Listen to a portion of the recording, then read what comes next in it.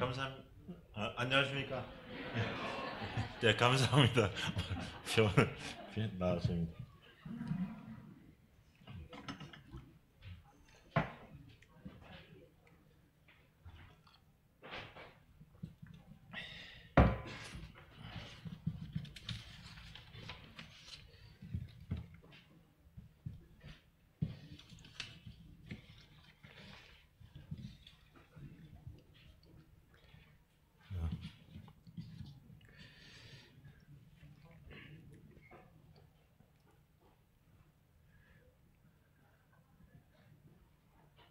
오늘은 그 빌립보서 지난 몇 달 전에 말씀 나누었는데 이어서 말씀을 교제하기 원합니다. 빌립보서 1장 19절에서 24절 말씀입니다. 우리 다 같이 함께 읽으시겠습니다. 빌립보서 1장 19절에서 24절 말씀입니다. 다 찾으셨으면 읽겠습니다. 시작.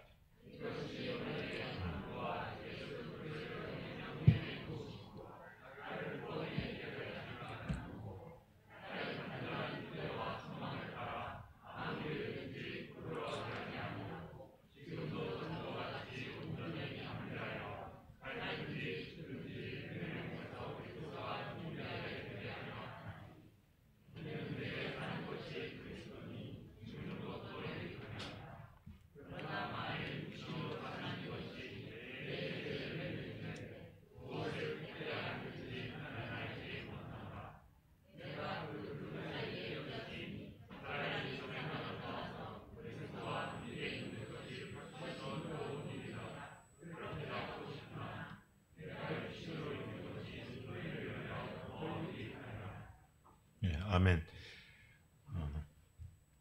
이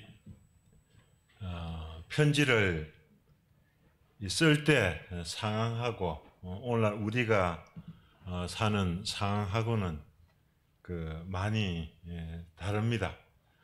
또 우리가 지금 참 평화롭고 자유롭게 지금 살고 있는데 또 우리의 상황들이 어떻게 될지 아무도 예측할 수가 없습니다. 저는 이번 주일에 책을 한 권 읽었습니다. 오래전부터 이제 대충 알고는 있고, 뭐 인터넷에서 짧은 글은 읽을 수, 읽고 또 인용도 전에 한 적이 조금 있는데, 이번에는 책을 한번 읽어보자 해가지고, 이 헌책방에, 신촌에 헌책방이, 큰 헌책방이 2개 있어서 참 좋습니다. 제가 굉장히 즐기는, 이 2 책방입니다. 그곳에서 이 피난처, 코리텐 붐의 책을 2,000원에 샀습니다. 2,000원에 사가지고 94년에 출판됐는데, 442페이지, 이번 주일에 참 읽었습니다. 읽으면서 이제 저 마음 가운데 어떤 생각이 들었냐 하면은, 예배 시간에도 좀 계속 기억이 났는데, 나는 어떤 사람인가? 나는 강도 만난 사람인가? 나는 레인인가? 피아에 지나간 레인인가? 나는 제사장인가? 나는 어떤 존재인가? 일주일 내내 생각할 수 있는 그런 귀중한 시간을 가졌습니다. 아마 이 책을 읽으신 분도 많죠? 한번 읽으신 분 손 한번 들어보세요. 예. 연철생님 읽으셨답니다. 네. 아마 이게 한 20년 전에만 해도 굉장히 이렇게 한국 그리스도인들이 많이 읽은 책입니다. 저는 그 기회를 좀 놓쳤는데, 그래서 이 빌립보서를 생각하면서 감옥에 갇힌 이 바울을 생각하면서 영적인 그 힌트를 얻기 위해서 저는 이 책을 읽었습니다.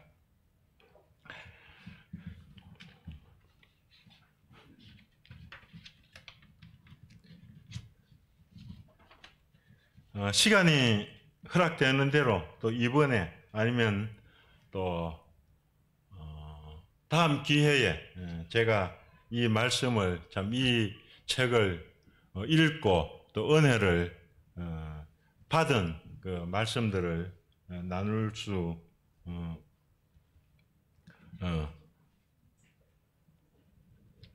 나누려고 합니다. 오늘 이제 본문을 먼저 보시겠습니다. 이것이 너희 강구와 예수 그리스도의 성령의 도우심으로 나를 구원에 이르게 할 줄 아는 거로. 이 사도 바울은 이것이 무엇인지는 분명하게 말씀하고 계시지는 않습니다. 그러나 이 본문 이 구절 앞에서 우리는 그 의미를, 그 힌트를 찾을 수 있습니다.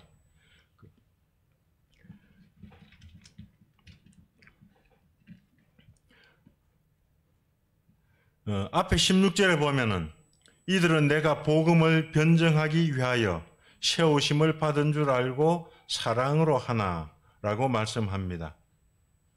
바울은 복음을 증명하기 위해서, 변증하기 위해서 시험을 받은 사도입니다.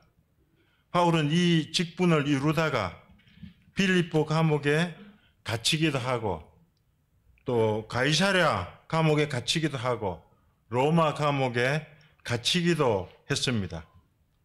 바울이 지금 어느 감옥에 갇혔는지는 여기서 말씀하고 있지 않지만 옛날이나 오늘날이나 감옥살이 하는 것은 참으로 고통스러운 일입니다. 또한 바울은 나를 구원에 이르게 할 줄 아는 거로 라고 말씀하는데 구원에 이르게 할 줄 이 구절의 의미와 범위를 이해하기는 쉽지 않습니다. 그러나 우리는 몇 가지를 추측해 볼 수가 있습니다. 첫째, 바울은 이 감옥에서 석방될 것을 기대하는 것 같습니다. 바울이 석방되면은 바울의 가르침과 이 삶이 성도들에게 큰 영향을 미칠 것입니다.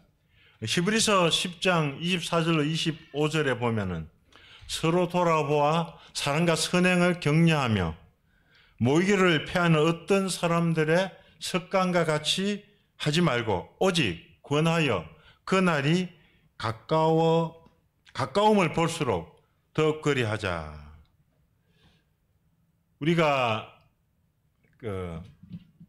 이 성도님들이 저는 그래요. 저는 욕심이 많은지 모르지만은 이 성도님들이 이렇게 이제 전임해서 오시잖아요. 천국에서 오시면은 참 기쁜데 이 성도님들이 가신다는 소식을 들으면은 뭐 그냥 이 손가락 하나 잘라주는 것 같아요.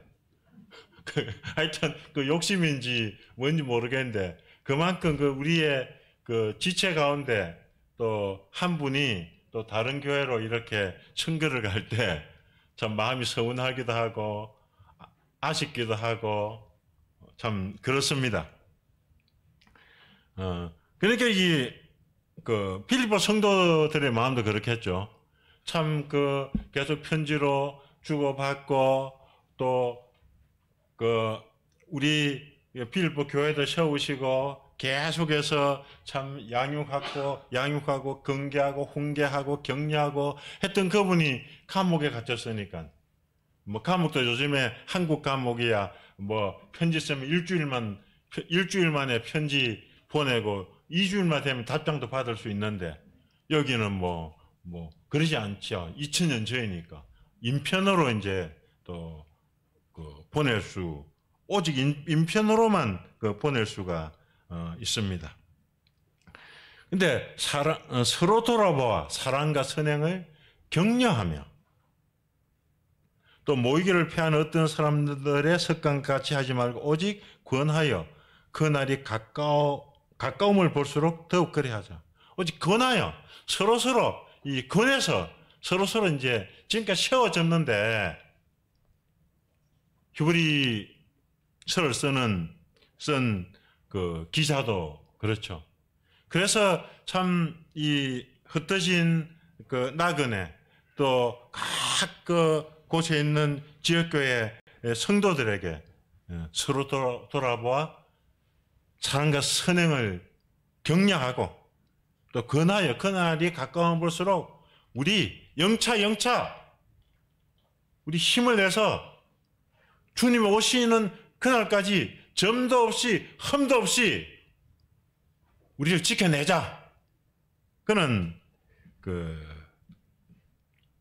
이 격려를 이 히브리서 기자도 썼습니다.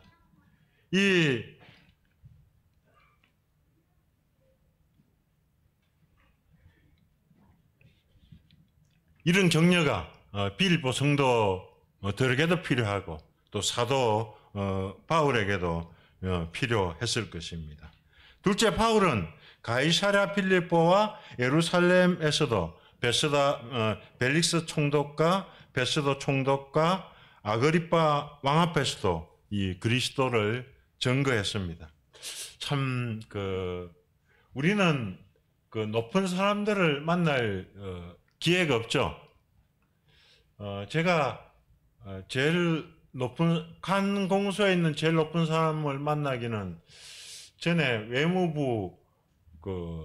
외무부에 가서 실장을 한 번 만나고 악수한 적이 있습니다. 우리의 높은 사람을 만날 구청장도 만날 기회가 우리에게는 없습니다.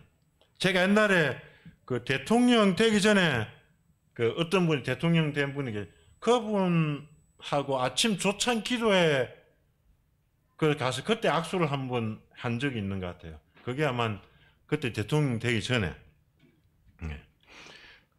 그런데 어떻게 이렇게 사도 바울이 이 감옥에 갇히지 않고 이렇게 이 높은 사람들한테 이 전도를 할 수 있겠습니까? 그런데 사도 바울은 이게 이제 구류돼 가지고 베스도 총독과 아그리파 왕과 벨리스 총독에게 이 복음을 전거했습니다.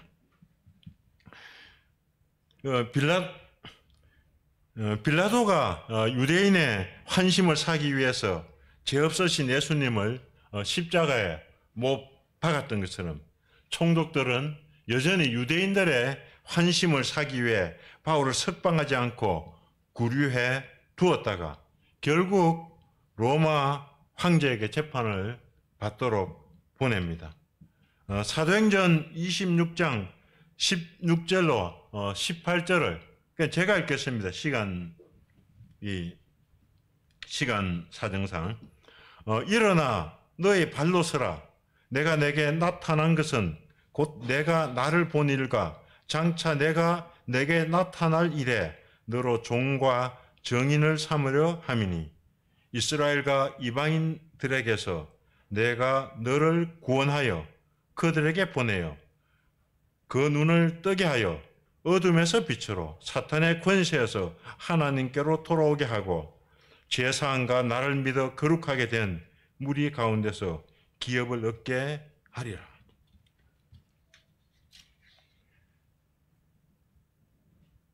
바로 이 주님께서 너로 종과 정인을 삼으려 함이니 이스라엘과 이방인들에게서 내가 너를 구원하여 그들에게 보내어. 그래서 이 사도 바울이 이 감옥에 갇힘을 해서 참 어떻게 총독한테 평소에 만날 수 있겠습니까? 총독한테 복음을, 예수님을 증거했고, 또 왕한테 증거했고, 또 나중에 바로 로마 황제에게도 복음을 전할 수 있는 기회를 이제 주시기 위해서 사도 바울을 택했습니다. 사람들은 누구나 재판을 받기 좋아하지 않습니다. 그럼 저는 그 재판 받는데 몇 분은 제가 따라가 봤어요. 따라가 보니까 그 재판도 공짜로 그 재판을 받는 게 아니더라고요.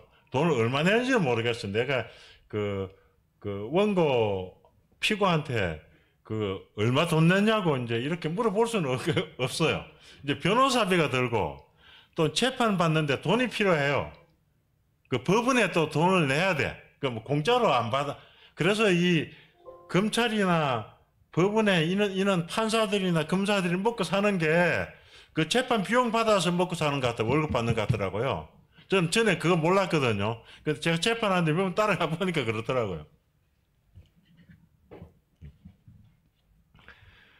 그래서 오늘날에도 이제 원고나 피고나 재판을 받을 때 이제 가슴이 쿵득쿵득쿵 하죠. 어떻게 판결이 날까 염려와 두려움이 있습니다. 로마 시대에 황제의 재판을 받고 결과를 기다린다는 것은 아주 두려운 일이었을 것입니다. 우리나라에서는 재판을 받는데 3심 제도가 있죠. 1심 재판 결과에 따라서 2심에서 항고할 수 있고 또 그 결과가 못마땅하면은 또 3심에서 항고할 수가 있습니다. 그러나 황제에게 받는 재판은 뭐 3심까지 가겠습니까? 1심으로 끝나겠죠. 단심으로 끝날 것입니다. 황제 재판 결과는 석방 아니면은 처형일 것입니다. 황제가 바울이 믿는 기독교의 도를 듣는다고 옳다고 판결하겠습니까? 이제 사도 바울은 가이사 황제 앞에서 받게 될 재판을 기다리고 있었습니다. 그는 죄수로서 재판 날을 기다리면서 로마 황제의 시대 사람들에게도 때를 얻거나 못 얻거나 그리스도를 전개했습니다. 고르텐붐 이 책을 보면은 그 감옥에서 죄수들한테도 자기를 또 신문하는 그 선한 대의를 만나가지고 대의한테도 이 빛을 전가하는 것을 보게 됩니다. 결국에는 바울은 황제 앞에서도 그리스도를 전가하게 될 것입니다. 또 셋째로 바울은 머지않아 그리스도의 심판대 앞에 서게 될 것을 알고 있습니다. 바울은 고린도후서 5장 10절에 말씀합니다. 이는 우리가 다 반드시 그리스도의 심판대 앞에 드러나 각각 선악간에 그의 몸으로 행한 것을 따라 받으려 함이라. 바울은 가이사 황제에게서 석방되거나 처형을 당하거나 그가 어떠한 형편에 처하든지 빌립보 성도들의 간구와 성령의 도우심으로 구원에 이르게 될 것을 확신합니다. 그런데 구원은 이제 여기서 여러 가지 측면에서 이제 우리가 해석할 수가 있고 이해할 수가 있을 것입니다. 바울은 지금도 앞으로도 매 순간 점없이 흠없이 그리스도를 뵐 것을 확신합니다. 20절입니다. 나의 간절한 기대와 소망을 따라서 아무 일이라든지 부끄럽지 아니하고 지금도 전과 같이 온전히 담대하여 살든지 죽든지 내 몸에서 그리스도가 존귀하게 되려 하나니. 이 말씀을 들어서 우리는 사도 바울의 예수님께 대한 믿음과 사랑과 헌신을 배울 수 있습니다. 우리는 누구나 어떠한 기대와 소망을 마음에 품고 살아갑니다. 우리가 기대하고 소망하는 것들 가운데는 내 자신과 가족과 교회와 국가의 안전과 평화가 있습니다. 이러한 것들이 우리의 마음의 중심입니다. 참 저는 이 책을 보면서 지금 우리에게 자유를 주신 것과 이 나라가 인민민주주의가 아니고 자유민주주의라는 사실에 얼마나 감사를 올렸는지 모릅니다.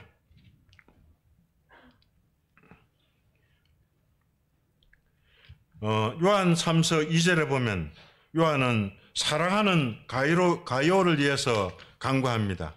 사랑하는 자여, 내 혼이, 내 영혼이, 내 혼이, 내 목숨이 잘된 같이 내가 범사에 잘되고 강건하기를 간구하노라. 요한은 가룟의 혼이 잘되고 그 다음에 모든 일이 잘되기를 간구합니다. 저는 기도할 때 범사가 잘되고 그 다음에 혼이 잘되기를 기도할 때가 많습니다. 제가 기도하는 대부분의 내용은 저 자신과 가족과 교회와 국가의 안전과 평화, 그리고 북한의 감옥에 갇혀 있는 2천만의 동포들을 풀어 주시라고 기도를 합니다. 우리는 사업에 성공하고 좋은 데 취직하고 좋은 데 결혼하고 좋은 학교에 들어가고 무병장수하기를 원합니다. 그러나 바울은 우리의 기도 제목과 그 내용이 많이 다릅니다. 바울은 자신의 안전함과 형통함보다는 자기 삶을 통해서 그리스도께서 존귀케 되기를 원합니다. 그러면 바울은 자기 자신을 위해서 어떻게 기도합니까? 바울은 고린도전서 4장 1절로 13절에 말씀합니다. 자기가 처한 상황에 대해서 말씀하고 있습니다. 바로 이 시각까지 우리가 줄이고 목마르며 헐벗고 매맞으며 정처가 없고 또 수고하여 친히 손으로 일을 하며 모욕을 당한 적 축복하고 박해를 받은 적 참고 비방을 받은 적 건면하니 우리가 지금까지 세상의 더러운 것과 만물의 찌꺼기가 되었도다. 바울과 동역자들은 교회 안팎으로 말할 수 없는 고초를 받았습니다. 그들은 세상에서 배설물과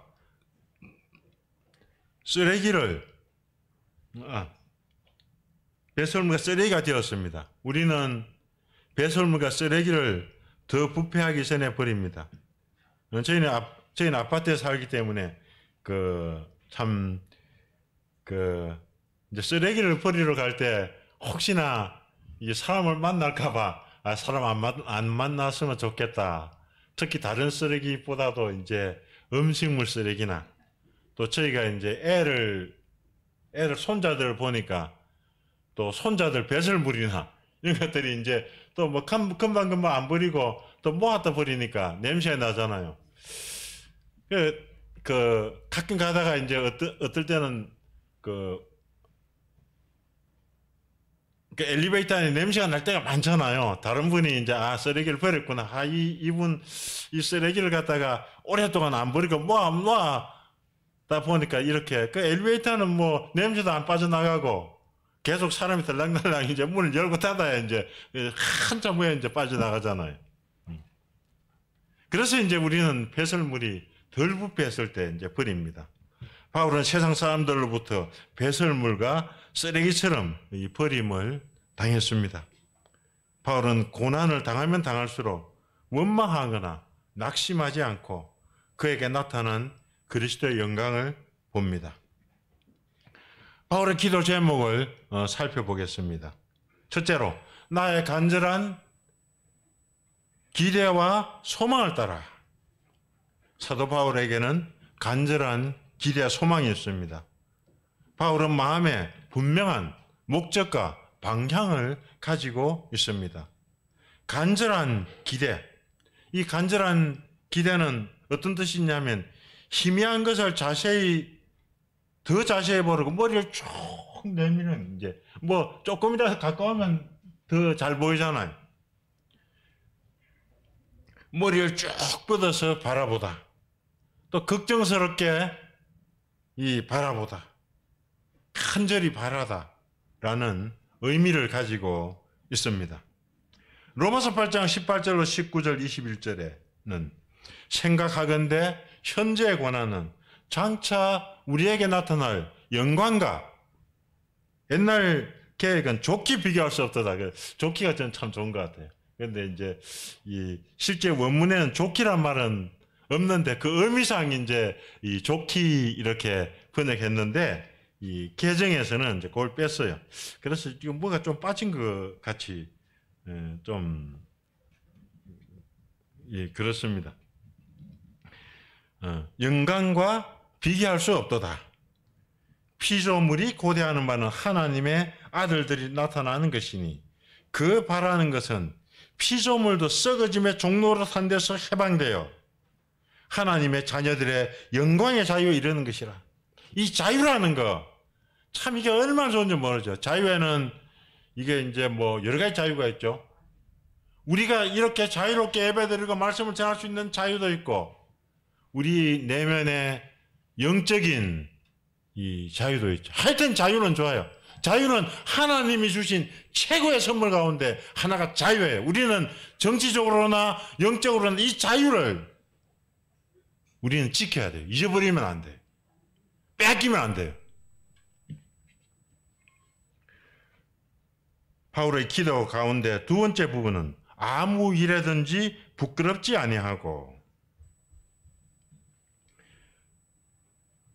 세상 사람들은 다른 사람들보다 이 공부를 잘하거나 운동을 잘하거나 돈을 잘 벌거나 미모가 뛰어날 때 자랑합니다. 그 우리가 보는 게 물론 배우들도 이거 하나님이 특히 만들어 주셨잖아요. 아름답게 만들어 주셨는데 이제 그걸 이제 배우들은 대부분 이익의 재료로 삼잖아요. 그럼 배우들은 보통 배우들은 운동 선수들도 어떤 선수 보니까 어마어마하대요. 재산이.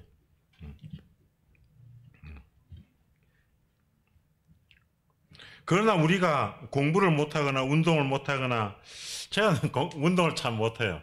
운동에 대해 굉장히 열등의식이 많고 제가 열등의식이 많은 게 중에 하나 또 제가 글씨를 못 쓰는데 남필 그것도 빨리도 못 쓰고 그것도 열등의식 있고 또 미모도 제가 또 이렇게 좀 조폭처럼 이렇게 또 생겼잖아요. 근데 이런 데도 좀 열등의식이 있는데 열등의식과 함께 이제 부끄러움을 느낍니다. 세상에서의 우월감과 자랑, 열등감과 부끄러움은 사울이 말하는 부끄러움의 의미와 전혀 다릅니다. 바울은 하나님 앞에서 점도 없고 흠도 없는 삶을 살기 원합니다. 우리는 하나님의 말씀에 순종하지 않을 때 부끄러움을 느낍니다. 우리 하나님의 말씀에 순종했을 때는 담대함과 감사와 찬송이 절로 나옵니다. 그러나 우리가 말씀을 거역했든지 믿음으로 행하지 않았든지 세상의 압력에 굴복했을 때 부끄러움이 우리의 마음을 떳떳하게 합니다. 바울은 어떤 일에도 주님을 존귀히 여김으로 부끄러운 삶을 살지 않기를 기도합니다. 바울은 주님을 전적으로 의뢰하고 그의 영과 혼과 몸을 주님께 의탁합니다. 주님께서는 자기를 의뢰하는 자에게 이길 수 있는 힘과 능력을 주십니다. 저는 이게 고리텐 부분의 피난처에서 이건 이제 인용할 부분들이 너무 많아요. 인터넷을 뽑으면은 그렇지만 인터넷 밋밋하잖아요. 또 남의 거잖아요. 저는 그것보다 고리텐 부분의 간정, 고리텐 부분의 믿음 한 말씀을 이 성도님들과 같이 나누기를 원해서 이제 부분적으로 오늘은 좀 아껴두고 이제 부분적으로 제가 좀 읽어보겠습니다.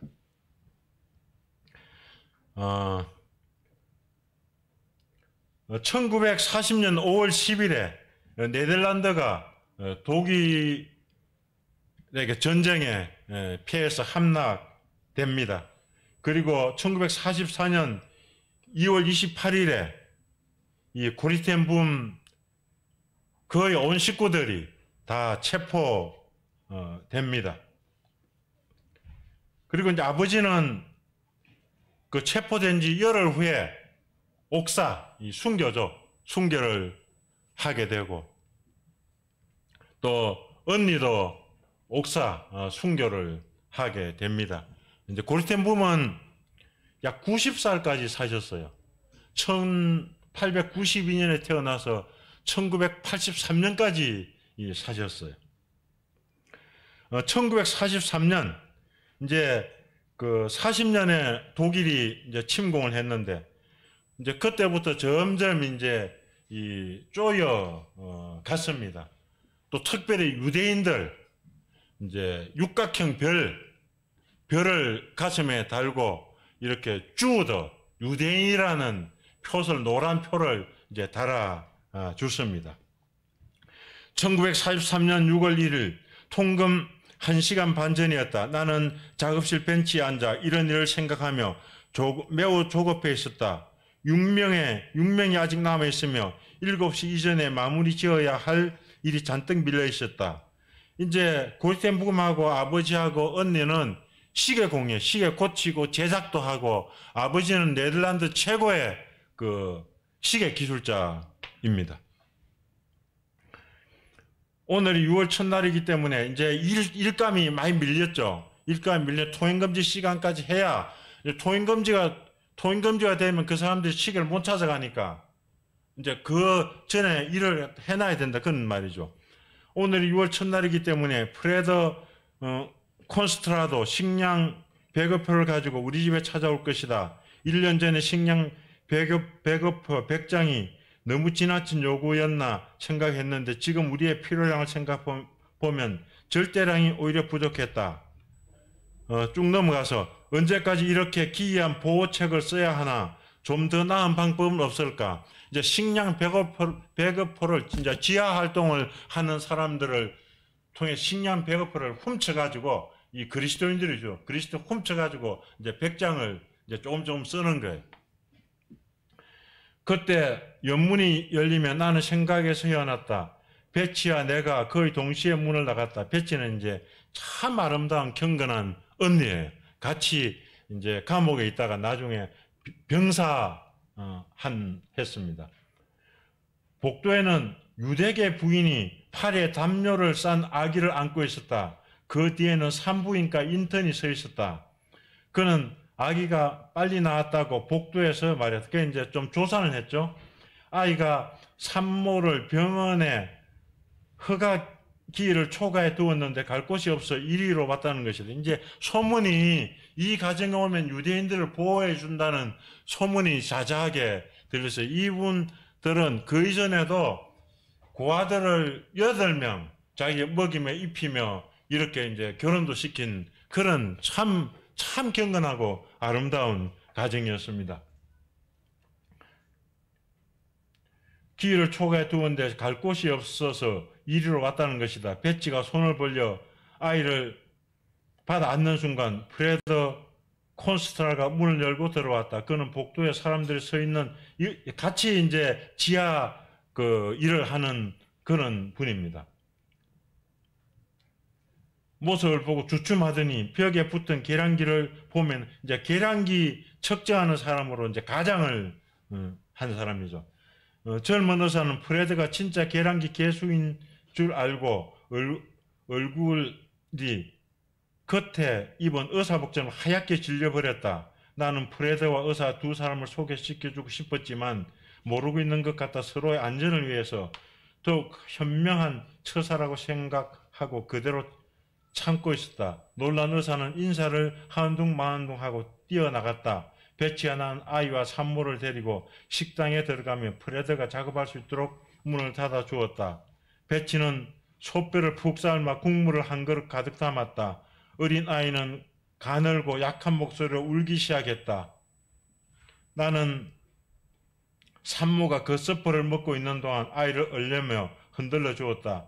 폐지에서 유대인 아이를 하룻밤 또는 며칠 밤을 재운 일이 있었다. 하지만 조그만 아이라도 무언가 형언할 수 없는 불안 때문인지 전혀 울거나 하지 않고 조용히 있었다. 그러니까 난지 2주 된 아이들도 그 분위기, 그 엄습하는 공포를 알았는지 울지 않고 그 아이가 있었다는 그런 이야기입니다. 그러나 태어난 지 2주일 된 이 아기는 세상이 자기를 얼마나 냉대하고 있는지 아직 잘 모르고 있었다. 이렇게 되면 인가와 동떨어진 외딴 은신처를 구해야 한다. 그런데 바로 그 다음날 아침 문제가 쉽게 해결된 듯 하였다. 우리의 절친한 친구인 교구 목사가 우리 집을 방문하였던 것이다. 그는 할렘 변두리 조그만 읍내에서 목사직을 맡고 있으며 그의 집도 거리에서 조금 떨어져 큰 나무 공원 옆에 있었다. 안녕하세요, 목사님. 그 순간 무언가 풀리지 않는 난처한 기분이 엄습해 왔다. 무엇 도와드릴 일이 있습니까? 나는 그가 가져온 시계를 보고 수선해야 할 부분을 찾아보았다. 저 깊숙이 찾기 힘든 곳에 어떤 부품이 망가진 것 같았다. 목사님, 시계라니 정성껏 다해 드려야죠. 그런데 목사님, 고백할 말이 있는데요. 고백이라니요? 참여를 하겠단 말인가? 목사의 눈에는 갑자기 그늘이 졌다. 이게 이제 참 우리도 상담하고 이런 것들 참 어떨 때는 참 무겁잖아요. 마음이 무겁잖아. 이 목사도 이제 무거운 거죠. 나는 조용히 그와 함께 식당에 들어갔다. 내가 지금 찾고 있는 것이 있는데요. 목사의 얼굴은 이미 찡그러져서 주름이 잡혀 있었다. 집에 유대인 사모와 아이를 맡겨도 되겠습니까? 그렇지 않고 다른 곳에 은신하면 10중 8구 체포되어 버리고 말 것입니다. 목사의 얼굴빛이 갑자기 달라졌다. 그는 심지어 나에게서 한 발자국 물러서기까지 하였다. 이봐요, 템붐씨. 나는 당신이 불법 은닉이나 지하 공작 따위에 손을 대지 않기를 바라겠어요. 안전하지 못하단 말이에요. 아버지 생각도 해야죠. 아버지가 그때 이제 82살인가 그랬죠. 그리고 언니도 병약자니까 그들이 무슨 저항할 힘이 있습니까? 나는 어찌할 수 없는 충동에 그를 잠깐 기다리라고 하고 2층으로 뛰어 올라갔다. 베치는 산모를 옛날 빌렘이 쓰던 침대에 누이고, 이제 언니는 그 산모를 침대, 이모가 돌아가셨는데 이모 침대에 눕혔습니다. 그 방이 창가에서 가장 멀리 떨어져 있는 방이 까닭이다. 나는 아기 엄마가 잠시 아기 엄마에게 양해를 구하고 아이를 안았다. 어찌된 영문인지 전혀 팔에 아기 몸무게가 느껴지지 않았다. 나는 다시 식당으로 돌아와 볼을 열고 아이의 모습을 보여주었다. 한동안 둘이는 아무 말이 없었다. 그는 몸을 숙이고 보다가 자기도 모르게 아기의 말아진 손 쪽으로 움직였다. 그때 그 순간 그의 얼굴에 공포와 연민의 빛이 한데 엉클어져 있는 모습이 보였다. 그는 몸을 일으켰다. 안 돼요. 절대 안 돼. 유대인 갓난아기 때문에 우리가 생명을 잃을 수는 없어요. 그때 언제 들어오셨는지 지켜보고 계시던 아버지가 문으로 들어서면서 말했다. 코리아, 그 아이 이리 줘봐. 아버지는 아이를 가까이 안으시고 그의 흰 수염으로 아이의 뺨을 쓰다듬으시더니 그 아이의 눈같이 천진하고 맑은 눈으로 아이의 얼굴을 주시하셨다. 드디어 그는 고개를 들어 목사를 바라보며 말했다. 당신은 우리 가족이 이 아이 때문에 목숨을 잃게 될 것이라고 말했지요. 나는 그러한 죽음이 우리 가족의 가장 명예로운 죽음이라고 생각합니다. 목사는 급히 그 자리를 떠나 문 밖으로 나가 버렸다.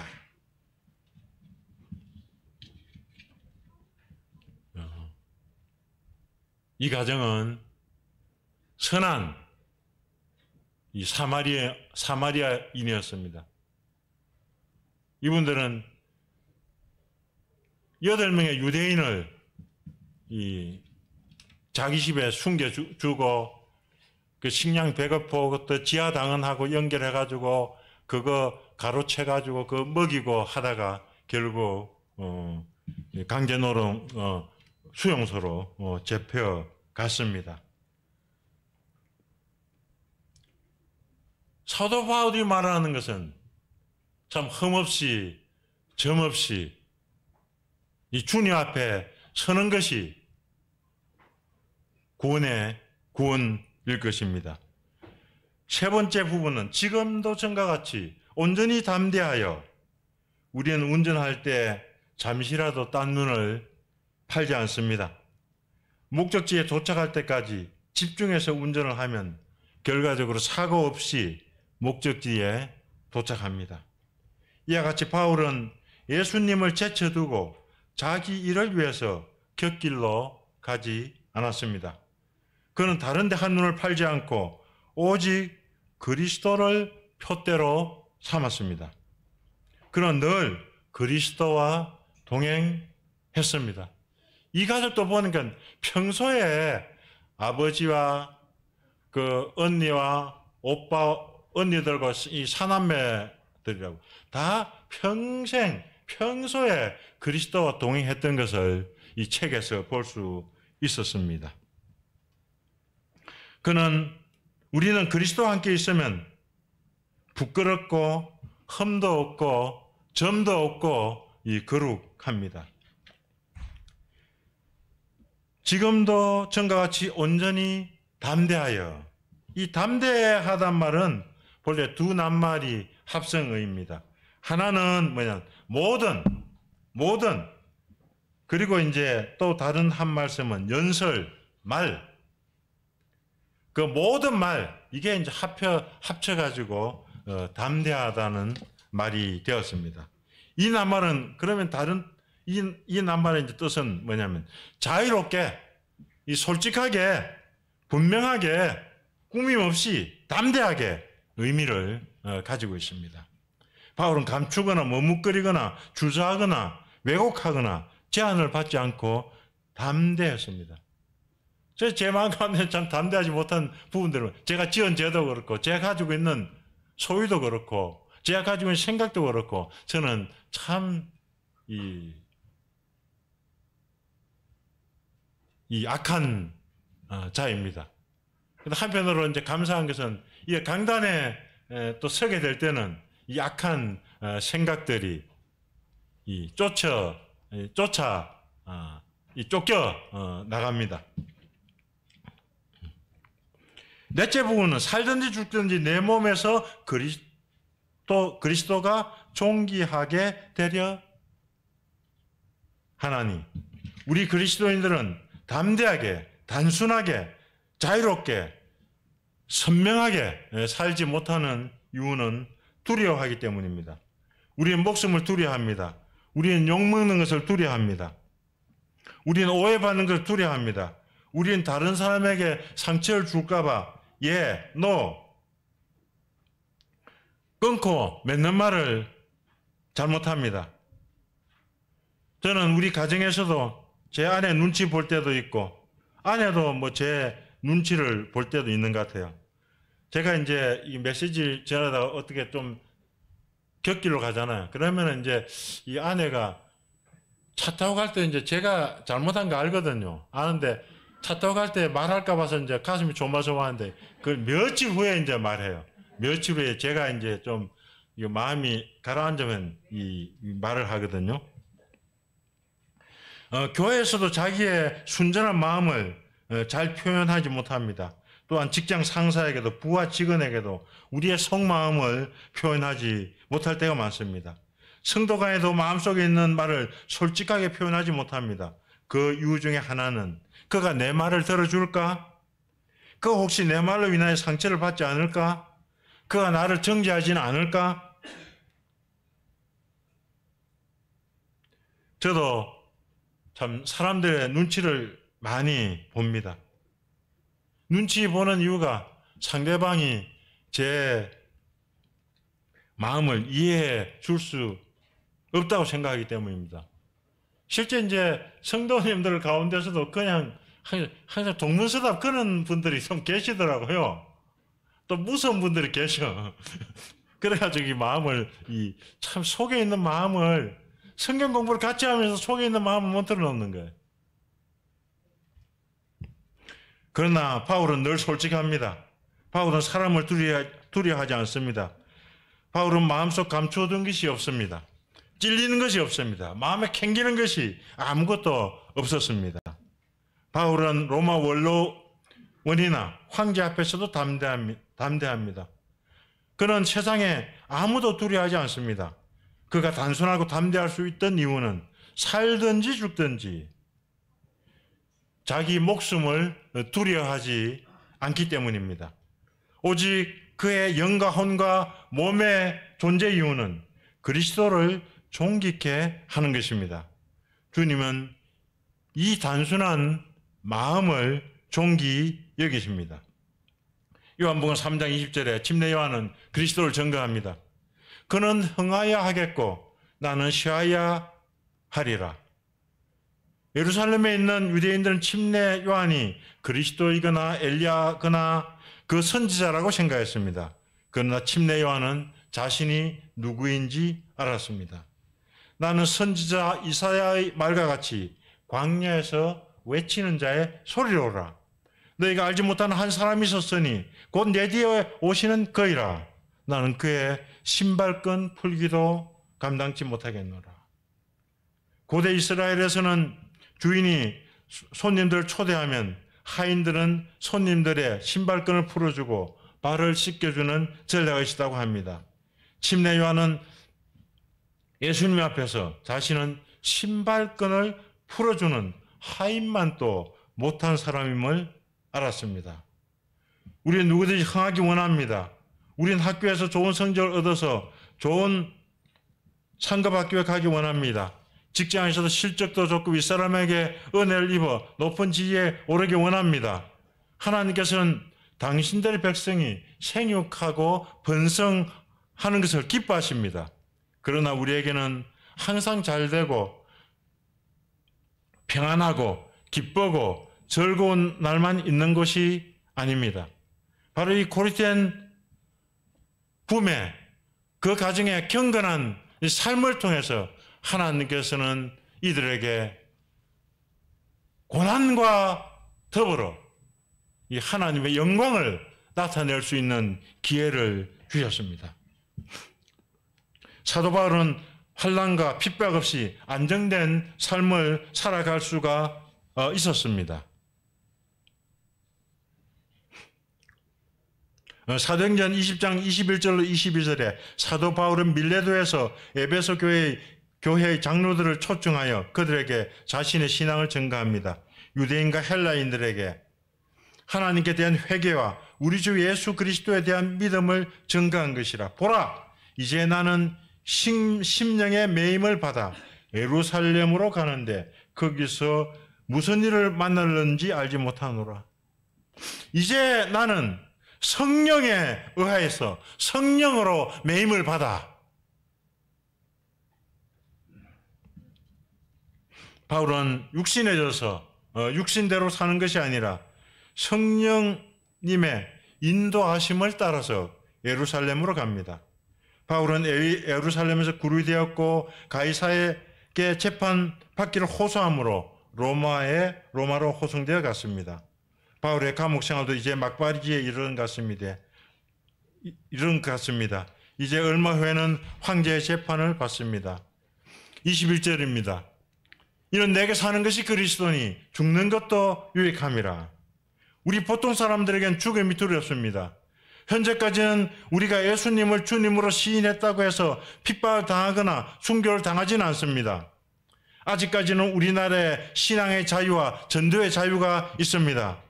사도 바울은 핍박과 환난과 갇힘과 구타당함과 굶주림 속에서도 복음을 담대히 전했습니다. 결국 그는 죽음의 이경에 와 있습니다. 실제 그는 황제 가이사의 판결을 받고 석방될지 사형을 받을지 알 수 없습니다. 재판을 받고 처형을 당하는 것은 두렵습니다. 그러나 사도 바울은 내게 사는 것이 그리스도니 죽는 것도 유익함이니라 고백합니다. 이는 그리스도께서 자기 안에 거하심을 압니다. 바울에게 사시는 분은 그리스도이십니다. 오직 그의 몸과 그의 영혼 속에 그리스도께서 살아계십니다. 그는 혼자가 아닙니다. 그리스도께서 그에게 살아계십니다. 우리가 잘 알고 있는 갈라디아서 2장 20절에서도 바울은 말씀합니다. 내가 그리스도와 함께 십자가에 못 박혔나니 그런즉 이제는 내가 사는 것이 아니요 오직 내 안에 사는 그리스도께서 사시는 것이라. 오직 내 안에. 이제 내가 육체 가운데 사는 것은 나를 사랑하사 나를 위하여 자기 자신을 버리신 하나님을 믿는 믿음 안에서 사는 것이라. 예수님께 십자가에 못 박히셨습니다. 바울도 그리스도와 함께 십자가에 못 박혔습니다. 그리스도께서는 부활하였습니다. 그리스도께서는 죽음의 권세를 깨뜨리시고 살아나셨습니다. 십자가에서 그리스도와 함께 못 박힌 바울 안에 사시는 분은 그리스도이십니다. 그리스도의 생명을 바울의 육안으로는 볼 수 없습니다. 우리도 그리스도의 생명을 육안으로는 볼 수 없습니다. 그러나 믿음은 바라는 것들의 실상입니다. 바울은 아직 육체 가운데 살고 있습니다. 그러나 바울은 육체 가운데 살면서 하나님의 아들을 믿는 믿음 안에서 살아갑니다. 그러므로 바울은 사나 죽으나 그리스도의 것입니다. 죽는 것도 유익함이니라. 바울의 존재는 정지되거나 소멸하지 않습니다. 유익하다라는 말씀은 얻다, 이익을 보다, 이기다라는 의미를 가지고 있습니다. 바울은 죽어도 그리스도와 함께 있고 살아도 빌립보 성도들에게 이익이 됩니다. 그러므로 그는 사는 것도 죽는 것도 유익합니다. 22절입니다. 그러나 만일 육신으로 사는 것이 내일의 열매일진데 무엇을 택해야 할지는 나는 알지 못하노라. 우리는 죽으면 더 이상 열매를 맺을 수 없습니다. 그러나 우리가 살아있을 때에는 하나님께 경배와 찬송을 드릴 뿐만 아니라 영혼들을 사랑하며 섬기며 복음을 전가할 수 있습니다. 사도 바울이 처형되지 않고 석방되는 판결을 받으면 많은 열매를 맺을 수 있습니다. 물론 바울이 처형되든지 석방되든지 그것은 바울이 선택할 수 있는 상황은 아닙니다. 그러나 그에게 선택의 권리가 주어진다면 처형이 돼도 좋고 석방이 돼도 좋습니다. 바울은 어찌하든지 죽음에서 모면해 보려고 유다왕 히스기야처럼 살려달라고 하나님께 간절히 간구하지도 않습니다. 살든지 죽든지 오직 하나님의 뜻이 이루어지기를 기도합니다. 오늘 여기까지 말씀을 나누시겠습니다.